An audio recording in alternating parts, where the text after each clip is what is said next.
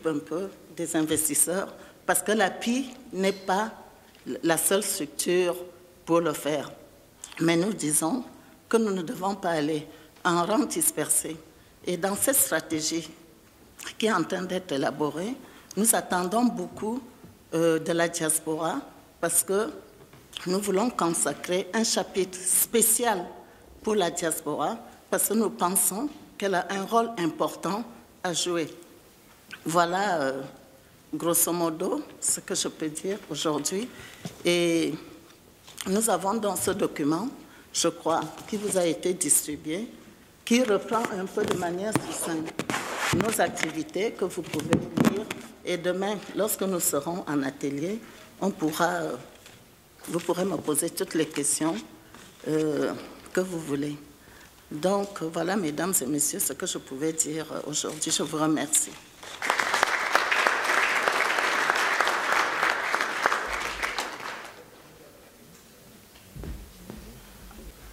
Bon, voilà.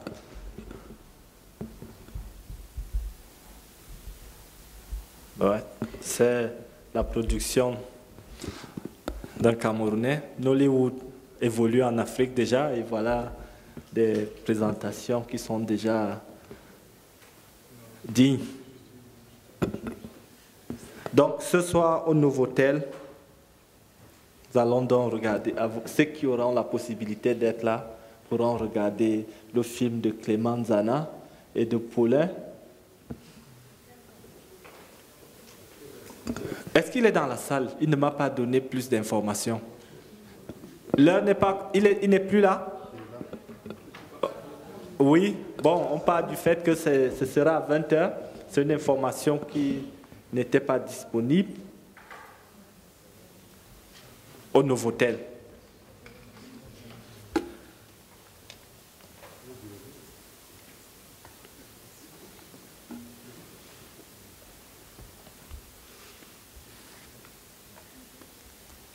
Donc, c'est la mise en place. Les meilleurs messages, notre CEO Dov Barguera, qui malheureusement ne peut pas être aujourd'hui ici avec nous.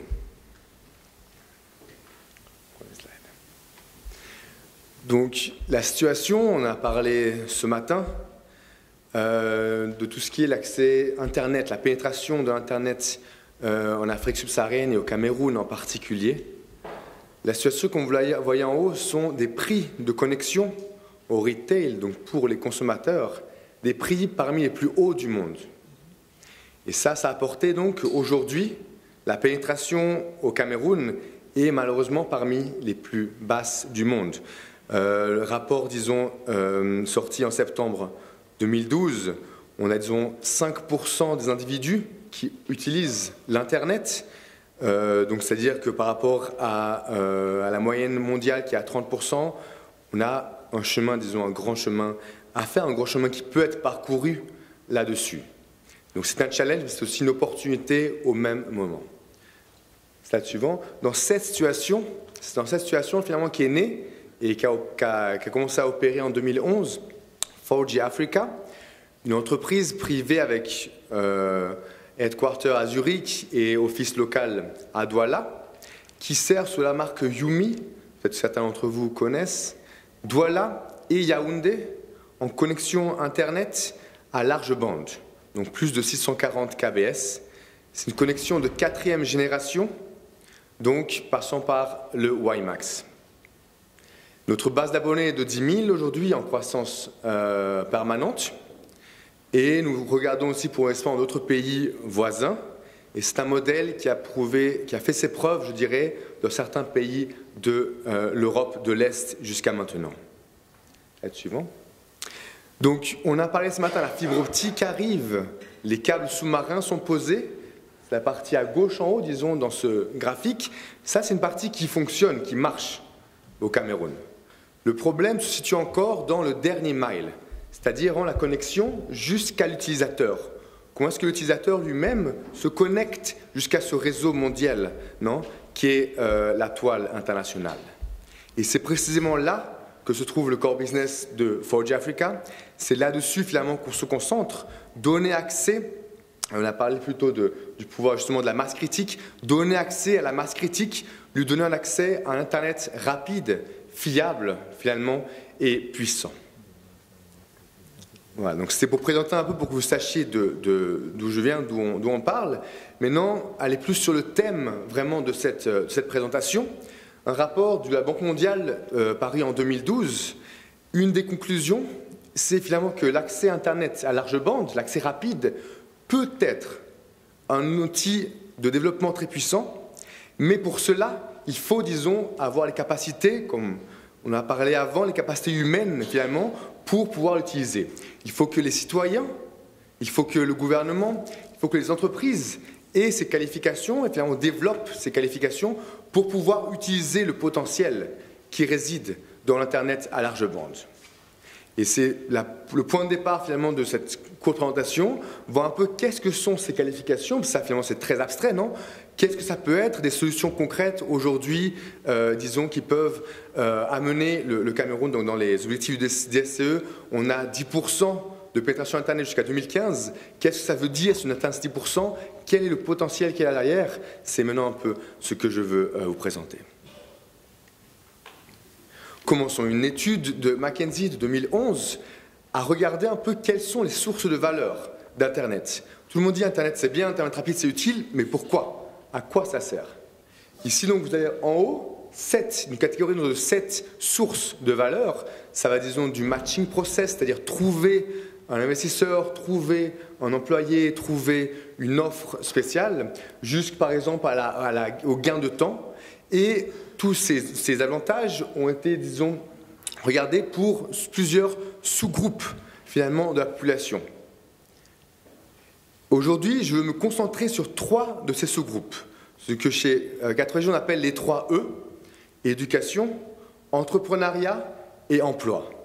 Le 4e E, qui est souvent aussi cité, empowerment en anglais, comme par exemple ce matin, présentation de M. Bonjao sur le télécare, le télémédecine, ici le healthcare, et aussi, disons, un axe très important. Mais aujourd'hui, je vais me concentrer sur 3 de ces E, 3 de ces canaux, finalement, où l'Internet peut développer une réelle valeur pour le Cameroun.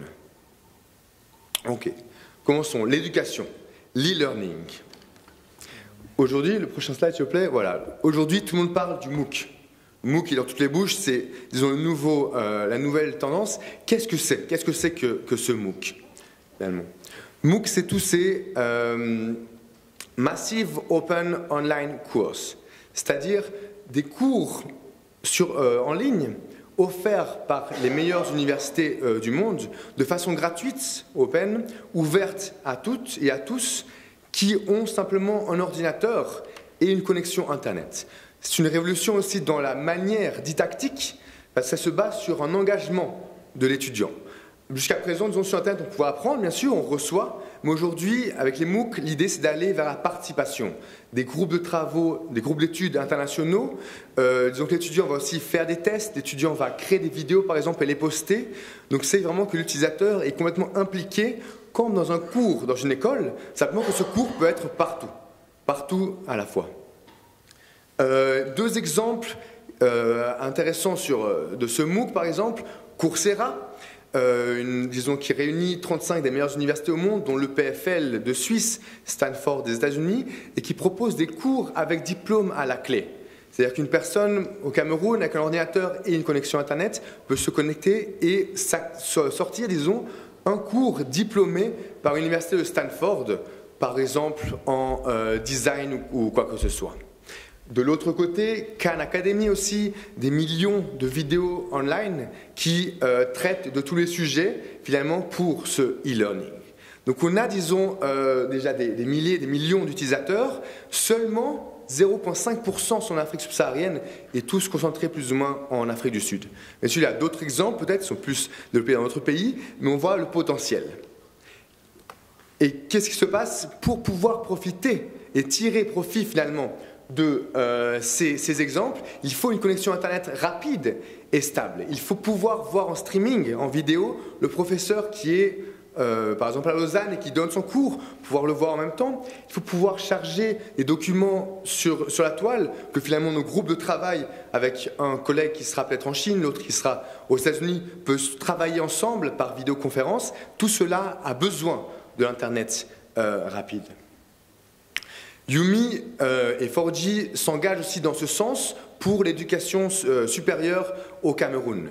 Nous développons en ce moment un système, une connexion Wi-Fi sur le campus de l'université de Douala, 45 000 étudiants, et aussi, disons, des classes aux étudiants au Cameroun, quand on voit finalement le gain de temps d'une recherche académique qui utilise Internet par rapport à une recherche avec les moyens, disons, physiques, on se rend compte un peu du potentiel pour les étudiants, mais aussi pour le staff, pour les professeurs. Toutes les nouvelles disons, connaissances sont sur des blogs que peut avoir ce genre de projet. Et à part, disons, le développement, l'universalité de l'éducation, un autre effet, disons, énorme que peut avoir l'Internet, c'est bien sûr une nouvelle vague d'innovation.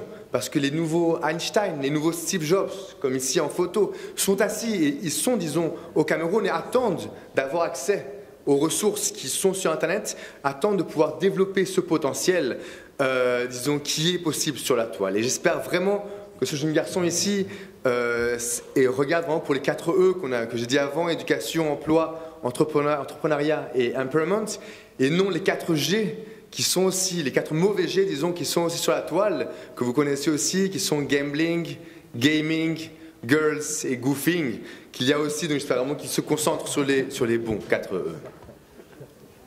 Passons maintenant à l'entrepreneuriat, le deuxième topic. Vous pouvez passer? Merci. Une étude réalisée en 2010 sur 3000 freelancers, donc entrepreneurs dans le monde entier, a révélé finalement que 50% environ trouvent les nouvelles missions, génèrent de nouvelles missions à travers d'Internet, que ce soit à travers un blog, que ce soit à travers des réseaux sociaux, et que 34% à travers finalement des recommandations d'anciens clients. Donc on voit là, c'est un thème que je vais aborder de nouveau, l'importance du capital réputation, l'importance de la confiance, qui sont, disons, un peu les nouvelles monnaies qui sont monnaie courante sur Internet. Donc quand on voit ça, par exemple sur le slide suivant, une nouvelle, ça vient d'arriver en septembre 2012, le site freelancer.com ouvre un portail pour toute l'Afrique subsaharienne. Bien sûr, d'un coup, on voit le potentiel qui s'ouvre. Donc Freelancer, c'est des 4 millions de professionnels, 600 millions de dollars de budget, disons, de projets là-dessus. Quand on s'imagine les entreprises françaises ou autres qui veulent outsourcer une partie de leurs projets, que vous voyez dans les catégories en haut à droite, par exemple design graphique ou autre, on voit le Cameroun, pays bilingue, un potentiel énorme finalement pour réaliser ce genre, disons, d'entrepreneurs freelance sur une telle plateforme. Aussi des gains alléchants, on voit sur Freelancer des salaires à l'heure qui vont vers 49 $ par heure pour par exemple un designer graphique, jusqu'à 58 pour un gestionnaire de projet. Ces gens-là sont partout, sont en Inde, aux Philippines ou autres, suivant l'expérience. Moins de 5 ans ou plus, 5 ans d'expérience, on voit aussi, disons, on voit là le capital réputation, l'importance pour le salaire. On compare ça avec aujourd'hui le salaire d'entrée d'un cadre débutant au Cameroun, Bac+3, qui est environ du 4 $ par l'heure. Bien sûr, c'est différent. Un est salarié, l'autre est indépendant, il n'a pas toujours des revenus. Mais on voit finalement ici, d'un coup, les possibilités qui s'ouvrent grâce à une telle plateforme. Et ça, c'est certains vous me direz l'Internet, pourquoi? Certaines des choses qui font qu'une personne avec un ordinateur et une connexion Internet stable peut de suite offrir un service professionnel grâce à ce type de service, de suite ouvrir son entreprise et, disons, traiter avec les grandes entreprises qu'on connaît ici à niveau global. Bien sûr, comme je l'ai parlé, capital réputation, qui est un peu le challenge, non? On va voir maintenant, il y a des challenges, il y a des possibilités très alléchantes, mais il y a, disons, des défis, et un de ceux-là est le capital, disons, réputation, la confiance. Où est le Cameroun? Vous le voyez en rouge. Suivant une étude de McAfee 2010, le Cameroun est le pays, le domaine dans le monde avec le plus de risques au niveau du hacking. Passons au slide suivant. Au slide suivant. Voilà. Vous le voyez ici, tout en haut, .cm. Un risque ratio de 64-69%, plus que le .com. Pourquoi? Parce que beaucoup de gens finalement se trompent en essayant d'écrire .cm et .com et écrivent .cm. Donc les hackers achètent en masse ce genre de domaine.cm pour, disons, les utiliser à des mauvaises fins. Quand on voit, disons, par rapport au numéro de site.cm qu'il y a, une énorme proportion sont des malwares, donc des sites, disons, nocifs, des sites, disons, qui ont un but mauvais, un but de donner un virus à l'utilisateur. Donc, quand on voit ça, bien sûr, l'entreprise qui va proposer ce service en ligne avec .cm a un handicap, bien sûr, de suite, à cause de cette situation. Donc, il faut déjà, quand on voit ça, regarder que le domaine.cm soit mieux protégé, que des régulations plus strictes soient quant au but, disons, au but des entreprises qui achètent ce genre de domaine, et regardez finalement un peu que cette tendance doit être bien sûr complètement changée. Autre défi, bien sûr vous connaissez ce numéro, le 419, tout le monde reçoit des messages d'un avocat ou d'une grand-mère ou autre qui vous propose une offre alléchante seulement si vous envoyez disons une certaine somme d'argent, après vous recevrez plus d'argent. 98% de ces offres viennent d'Afrique, du Nigeria, surtout. Le 419, c'est le numéro d'article nigérien qui est violé par ce genre, disons, d'escrocs. Mais bien sûr, tous ces escrocs font que le capital réputation des entrepreneurs sur Internet africains et camerounais est très difficile. Heureusement, au point positif, certains arrivent quand même à faire de l'argent, disons, avec ça, surtout dans l'industrie du textile. Comme on le voit, donc, il y a toujours des entrepreneurs partout. Voilà, on va passer au suivant. Et donc je vois que certains me regardent bien sûr avec un sourire un peu cynique. Non, bien sûr, c'est une vision, il faut voir comment ça va se passer. Mais regardez aussi une nouvelle de septembre 2012, l'accélérateur de start-up Internet, Rocket, qui était présent presque dans le monde entier sauf l'Afrique, a investi maintenant des millions pour être présent en Afrique. Ce qu'ils font, ils clonent des sites web qui ont un succès, disons, en États-Unis ou en Europe, ils les clonent d'une manière locale. Bien sûr, quand Rocket a vu, disons, la carte du monde, ils ont vu le potentiel qu'il y a pour eux en Afrique. Ils ont déjà lancé plusieurs de leurs startups. On voit ici, il y a Mchi, Jumia ou autres, surtout au Nigeria. Mais on voit ici que les acteurs du secteur privé, finalement, s'activent et tournent leur regard aussi vers l'Afrique et vers le potentiel de l'Afrique digitale. Regardons le dernier axe, l'emploi. Donc, des nombreuses statistiques existent là-dessus, bien sûr on va faire un grand débat ici. L'effet de l'Internet finalement sur la productivité et sur l'emploi. On en a parlé avant, il n'y a pas, disons, de croissance, il y a la croissance sans emploi, mais l'emploi est, disons, nécessaire à une croissance soutenue. Quand on regarde l'Internet, bien sûr, a un effet de désintermédiation. Non, de nombreux intermédiaires ne sont plus utiles et donc on a aussi une destruction de certains travaux, mais on a une génération de travail qui plus que compense cette destruction. En moyenne, 2,5 travail créés pour chaque travail, disons, détruit. Quand on voit aussi, bien sûr, on regarde au niveau des PME traditionnelles, j'ai parlé avant des entrepreneurs selon base sur Internet, mais aussi les PME traditionnelles peuvent gagner beaucoup sur Internet, que ce soit en choisissant leur livrant d'une manière plus grande, que ce soit en trouvant des meilleures ressources humaines, que ce soit en trouvant des clients. Donc toute une série en fait, de possibilités pour ces entreprises de devenir plus performantes, d'exporter et autres.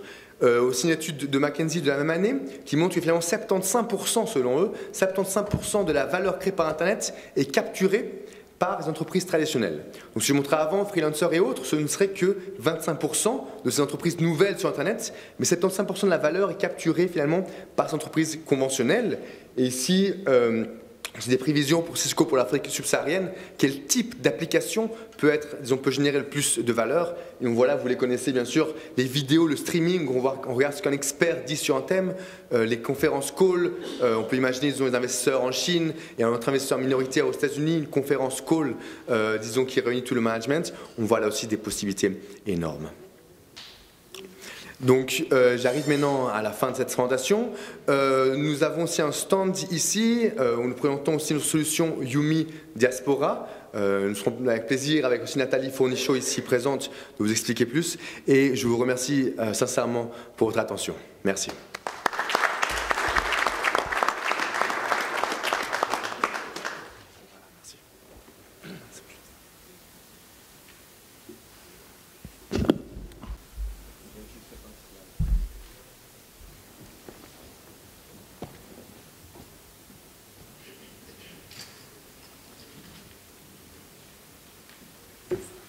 Oui.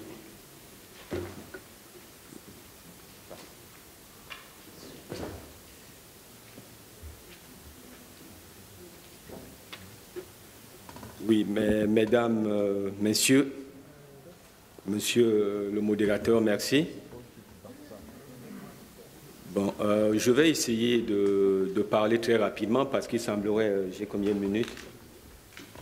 Une dizaine de minutes, pas plus, donc il serait vraiment très difficile de parler du secteur de l'énergie au Cameroun. Mais je crois que j'ai un avantage de parler un peu en dernier pour cette session, puisque le docteur Mbassandine a déjà introduit un certain nombre de points sur ce qui a été mis dans les différents plans de développement du Cameroun. Il faut savoir que le plan de développement du secteur de l'énergie a été développé pour 2030 et qui donne un certain aperçu sur le développement des infrastructures énergétiques au Cameroun. Je suis Vincent Kondiok, puisque je ne me suis certainement pas présenté. Je travaille à l'Agence internationale d'énergie atomique où, après avoir dirigé les programmes, je m'occupe actuellement de tout ce qui est introduction de l'électronucléaire dans les nouveaux pays.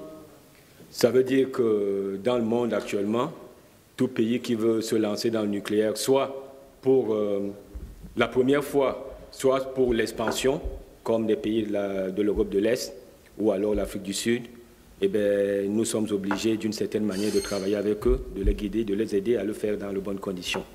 Et ceci nécessite donc un certain nombre d'infrastructures. Ma présentation sera extrêmement simple. En réalité, je n'ai qu'un seul slide que vous voyez. Et ce n'est que sur ça que je vais parler. Et donc, en fonction du temps qui m'est imparti, je parlerai jusqu'à ce que vous me stoppiez. Et je voulais donc dire que ce n'est qu'une définition. Et j'ai la chance, cette définition, d'une certaine manière, aide-moi. Elle est sortie en 2008. Nous l'avons mis dans notre document que nous appelons le Malson Document à l'AUA, qui permet au pays de se préparer d'une certaine manière à l'introduction de l'électronucléaire. Et aujourd'hui, je dirais, une grande partie du secteur de l'énergie, et vous commencerez à avoir un certain nombre de documents, et notamment un document qui a été écrit par M. Richard Lester, qui est le chef département de l'énergie nucléaire à MIT, ainsi que certaines autres personnes sur le domaine de l'énergie, ils utilisent cette phrase. Parce qu'aujourd'hui, beaucoup de nous, quand on parle des infrastructures énergétiques, tout le monde parle que, je dirais, ce que nous appelons ici facilities. Tout le monde ne parle que de ce qui est de la production, ça veut dire les infrastructures de production énergétique. On va parler d'une centrale thermique, d'une centrale hydraulique, d'une centrale nucléaire, d'une centrale éolienne et qu'importe. Et aujourd'hui, il est important de savoir que les infrastructures, ce n'est pas que ça. Mais déjà, avant de parler de tout ce qui est infrastructure dans le domaine énergétique, je voudrais simplement dire aussi que mon organisation, d'une certaine manière, quoique très branchée nucléaire, aujourd'hui, on a développé un certain nombre d'outils qui permettent et qui sont utilisés par la majorité des pays dans le monde sur tout ce qui est planification énergétique, évaluation des politiques énergétiques et autres. Malheureusement, le Cameroun ne les utilise pas encore. Et on espère que par des rencontres comme cela, et sachant qu'il y a un certain nombre de personnes ici, on pourra voir d'une certaine manière comment est-ce qu'on pourra œuvrer par rapport à cela pour le futur. Donc je disais, les infrastructures. Et si je revois cette phrase qui est très longue, qui a quand même un sens, mais il y a un certain nombre de points. Je vais partir à partir des derniers. L'énergie doit être, les 3 A, elle doit être disponible. La disponibilité. Donc, un pays comme le Cameroun aujourd'hui doit penser à l'électricité de masse. Et ça, je crois que ce que le docteur Mbassandine a dit, l'hydroélectricité, l'électricité thermique, ça c'est le système de production d'électricité de masse. Qu'est-ce que cela comporte? Cela aide à développer en grande quantité l'énergie et en même temps à réduire les coûts. Et ça, c'est bien pour la population. Ça permet à ce qu'une grande partie des personnes dans le pays puissent avoir accès à l'énergie parce qu'ils pourront payer. Ce n'est pas encore, je dirais, il est à noter que beaucoup d'efforts ont été faits au Cameroun, il faut le reconnaître. Beaucoup d'efforts sont même planifiés à être faits au Cameroun. Mais il y a toujours, on peut toujours faire mieux. Aujourd'hui, nous nous rendons compte qu'un pays comme le Cameroun, le prix de l'électricité qui a augmenté encore il y a récemment est le double à peu près de la majorité des pays africains comme la Tanzanie et comme le Ghana. Nous nous rendons compte que l'électricité coûte même plus cher au Cameroun qu'en France et même en Suisse. Pour un pays où le salaire moyen, je ne le maîtrise pas très bien, mais on est bien en dessous de 50 000 francs ou quelque chose comme cela. Donc vous voyez qu'il y a problème. Il y a aussi l'acceptabilité. Sur ce point-là aussi, je serais un peu, je dirais, un peu mitigé. Aujourd'hui, la majorité des organisations internationales, des ONG et autres, nous parlent des considérations environnementales. Mais est-ce que c'est le plus grand problème de l'Afrique aujourd'hui? Ou si c'est un problème, il faut le reconnaître. Mais est-ce que c'est le plus grand problème aujourd'hui? Je dirais, je donne toujours un exemple de quelqu'un qui meurt de faim et qui dit « Oh, je vais manger allégé ». Est-ce qu'on a le droit de chercher à manger allégé si on n'a rien à manger? On cherche d'abord à manger et quand on en a assez, on dit ben non, on va réduire la matière grasse et tout ça, je vais manger un yaourt allégé parce qu'on veut être fit et tout cela. Donc, ça c'est un problème. Et maintenant, je vais aussi attaquer donc, tout ce qui est la sécurité de nos installations et autres. Nous n'en sommes pas encore là, mais il y a maintenant des points qui sont importants, qui sont les institutions et les organisations. Quelles sont ces institutions et les organisations? Je commencerai davantage même par rapport à la production énergétique. Tout le monde sait qu'une centrale quelconque, de façon globale, raflée, le coût des matériaux de construction, c'est à peu près 30% de la centrale, celle qui va comporter vraiment la centrale. Le coût de la construction, le BTP et autres, c'est à peu près 30%. Le design, c'est à peu près 5%. Je sais que vous avez fait le calcul rapidement, ça fait 65%. Il manque 35%. Et ça, c'est la totalité. Et les 35%, c'est quoi? Les 35%, c'est simplement la gestion financière de l'infrastructure. Les intérêts, les intervenants, et ainsi de suite. Et aujourd'hui, l'expérience montre que dans les pays africains, où ça se passe très bien, ces 35%-là représentent à peu près 50%. Quand ça se passe très bien. Donc je mets de côté les actes de corruption et autres. Mais on considère que ça se passe très bien et que ça se passe très bien au Cameroun. Ça fait à peu près de l'ordre de grandeur 50%. Ça peut être 48, ça peut être 47 et autres. Qu'est-ce qu'il faut faire pour gérer cela? Comment est-ce qu'on peut utiliser la diaspora? On a des financiers. On en a aux États-Unis qui financent l'achat des aéroports. Je crois M. Gentio et tout, il a participé dans ce genre de programme. Je crois que tu dois le connaître. Et autres. Comment utiliser la diaspora pour participer, pour aider à ce que nous puissions disposer ou bien dépenser dans le cadre des infrastructures de développement, c'est 35% uniquement. J'ai parlé du design. En réalité, quand nous on parle du design, 5%, là-dedans entre la faisabilité. Design, c'est-à-dire il y a la faisabilité, il y a la conception et autres. Tout cela, ça prend 5%. Les impacts environnementaux, seulement de certains projets que j'ai vus, prennent déjà 5%. C'était dans les 5%. L'étude de faisabilité, il y a souvent déjà la pré-faisabilité, après la faisabilité. Pour certains, mêmes projets prennent déjà 5%. C'était dans les 5%. Il y a maintenant le design lui-même. Quels sont les gens aujourd'hui, pour un certain nombre de grandes infrastructures, qui sont capables d'entrer dans une centrale de production, par exemple à gaz, et disent, voilà, ce système qui est là n'est pas assez sécuritaire par rapport à ce que nous souhaiterions. En réalité, on a une institution, même si les sociétés comme AES et autres doivent le faire, et ils ont la capacité de le faire, on a aujourd'hui un cadre réglementaire qui devrait être aussi capable de donner, d'une certaine manière, les licences à ces infrastructures-là. Nous connaissons les missions d'un cadre réglementaire. Nous savons que nous avons un cadre réglementaire qui est établi. Donc le problème du Cameroun, ce n'est pas les institutions, c'est le fonctionnement de ces institutions. Nous avons un cadre réglementaire qui est établi depuis des années. Nous avons aujourd'hui, et depuis très peu de temps, les organisations par rapport au code et aux standards comme la NOR qui ont été établis, qui d'une certaine manière devraient permettre à ce que nous ayons des produits de qualité. Et là, je reviendrai sur une phrase que j'avais dite il y a quelques années, parce que tout le monde est toujours là en train d'accuser l'AES par rapport à la qualité de l'électricité avec le délestage. Mais déjà, nos installations, 90% sont en insécurité. Pourquoi? Parce que acheter un produit qui est un matériau qui a été fabriqué au Nigeria et autres coûte bien moins cher, ou bien certains produits de basse zone au niveau chinois coûtent extrêmement moins cher, et ceci est affordable pour notre population. Et c'est là où devraient régir donc nos cadres, nos codes et standards et notre cadre réglementaire pour s'assurer que les équipements sont convenants. Parce que n'oubliez pas, dans un système électrique, pour ceux qui sont spécialisés, il y a des installations qui vont d'une certaine manière déstabiliser le réseau électrique. Et c'est pour cela que pour les grands consommateurs, ils ont ce qu'ils appellent un compteur de cosinus phi pour s'assurer qu'ils ne vont pas d'une certaine manière déstabiliser le réseau. Donc il y a tout un tas de problèmes au niveau de ces infrastructures. Qu'est-ce que je pourrais encore prendre là dont j'ai parlé? Maintenant, il y a un point très important sur lequel on a énormément discuté, c'est la capacité humaine. Le Cameroun a des gens qui ont été formés dans les plus grandes universités du monde. Le Cameroun a des compétences à tous les niveaux. Mais aujourd'hui, j'ai le regret de vous dire qu'il y a quand même eu des infrastructures électriques développées au Cameroun où il a fallu faire venir des Indonésiens pour assurer, ne serait-ce que pendant un temps très court, la maintenance. Parce que nous en avons manqué à l'instant précis. Et c'est là où la stratégie et l'anticipation comptent.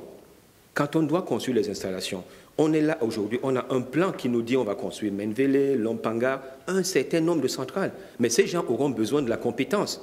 Ils n'auront pas besoin que des diplômés, ils ont besoin des gens expérimentés. Comment s'assurer que le jour où cette installation est lancée, nous aurons les gens expérimentés? Et je fais abstraction de tout ce qui est transfert de technologie. Je crois que c'est préférable parce que je pourrais parler trop longtemps et ça n'a pas de sens. Je pourrais maintenant parler d'un certain nombre d'exemples. En 1960, dans les années 60, nous avions à peu près le Cameroun, qui avait à l'époque la société EDC, Électricité du Cameroun, avait à peu près la même production énergétique que la Malaisie. Dans les années, avant les années 70, on a même été un peu plus au-dessus d'eux, puisque quand il y a eu la création de la SONEL, qui était le regroupement de PowerCam et puis de EDC, on était devant. Et bien aujourd'hui, ils produisent 20 000 mégawatts, nous sommes à l'ordre de 1000 quelque chose. Aujourd'hui, ils fabriquent des transfos, ce qui est un très grand problème pour nous. Ils fabriquent un certain nombre. Ils ont créé une industrie électrique où, je pourrais dire, ils ne sont pas complètement autosuffisants, mais ils ont une certaine suffisance. Au niveau de la capacité industrielle, qu'est-ce qui a été décidé au niveau stratégique au Cameroun pour dire, voilà, toute installation qui doit être construite, nous en avons 50 ou 10 qui vont être construites, il faudrait que 10% ou 20% ou 30% de ce qui doit être fait, que cela soit fait localement. C'est ça qui va développer la main-d'œuvre. Et c'est ça qui va nous faire marcher notre DSE. C'est ça, ces sociétés seront obligées d'investir, de créer les compétences nécessaires pour que la construction, parce qu'aujourd'hui, au Cameroun même, je dirais c'est très bien. Moi, j'ai été en Algérie où j'ai vu la construction des immeubles à Alger par les Chinois. Je vous dirais, même le portier, il est chinois. Au Cameroun, nous n'en sommes pas complètement là, mais on n'est pas très loin. Qu'est-ce qu'il faut être fait? Qu'est-ce qui doit être fait? Ça, c'est des questions que je pose, de telle manière qu'un certain pourcentage de toute l'infrastructure qui doit être construite soit faite par les sociétés nationales. Ça obligera les vendeurs de créer soit des filiales, soit des succursales et d'y former un certain nombre de personnes qui participeront. Et par là, ils apprendront. Et c'est là où on va s'approprier la technologie. Quand nous signons un contrat, on pense qu'une centrale nucléaire, une centrale thermique ou une centrale hydraulique, elle coûte 100 francs. Mais les Coréens n'ont jamais acheté une centrale quelconque ou même un TGV à prix réel. Ils achètent 10% ou 15% plus cher parce qu'ils vont signer un contrat de transfert de technologie. Et j'étais surpris récemment. Je reviens de Corée et je suis parti de Ulsan. J'ai voulu le faire de Ulsan à Séoul. J'ai pris le TGV. J'avais la nette impression que j'étais entre Paris et Lyon. C'était le même TGV. À la seule différence que j'étais dans un wagon qui était un wagon amélioré et où j'avais un certain nombre de conforts et d'arrangements bien meilleurs que le TGV français qu'ils ont acheté une dizaine d'années avec la technologie et qu'ils ont amélioré. Je ne dis pas que nous avons aujourd'hui la masse critique pour faire tout cela, comme les Coréens. Quoique, quand ils lançaient même leur programme nucléaire il y a très longtemps, ils étaient plus pauvres que le Cameroun, ils sortaient d'une guerre et autres, et ils ont lancé des centrales nucléaires. Mais nous n'en sommes pas là. Mais dans notre réflexion, et c'est là où je terminerai, des plans ont été faits qui nous permettent de voir l'avenir de façon meilleure. Il faut le reconnaître. On a un certain nombre de documents, le PDS et le PDSE, et ainsi que le document sur lequel nous travaillons ici. C'est une avancée non négligeable. Mais je finirai par citer un président qui était initialement militaire, et vous savez exactement ce qu'il a fait pour ce pays, il s'appelait Eisenhower, et il disait « Plans are nothing, planning is everything ». Ça veut dire qu'on a fait des plans qui vont marcher aujourd'hui, mais pour l'avenir, continuons à planifier, à améliorer notre stratégie, et je suis sûr que nous allons y arriver. Je vous remercie.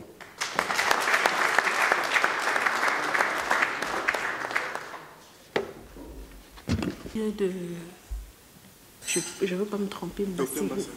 Docteur Mbassa, voilà. Il a parlé des politiques spécifiques comme le recrutement des 25 000 et il a évoqué des manquements par rapport au développement de l'emploi dans le secteur privé, je pense. En fait, il ne s'est pas trop étalé. Du coup, j'ai quelques manquements, en fait. Vous avez dit, en fait, que le secteur privé devrait être associé au développement de cet emploi. Je ne sais pas si c'est prévu dans le DCSE ou c'est vous qui l'évoquiez comme manquement, en fait. Non. Ce que j'ai dit, c'est que, en fait, l'emploi était un des axes du DSE et que j'ai essayé de bosser ce qu'on a fait jusqu'à présent dans ce domaine, en mettant en exergue une première opération qui était celle des 25 000 recrutements faits par l'État, en disant qu'il est évident que le problème est plus important. D'ailleurs, quand on a lancé les 25 000, on a demandé, on a dit qu'on allait recruter 25 000 personnes, on a eu 350 000 demandes d'emploi. Donc, ce n'est qu'une goutte d'eau. Ça ne fait même pas le dixième. Ça veut dire que le problème ne peut pas être résolu par l'État. Le problème doit être résolu par les entreprises, par le secteur agricole, en fait, d'une manière générale, par le secteur productif.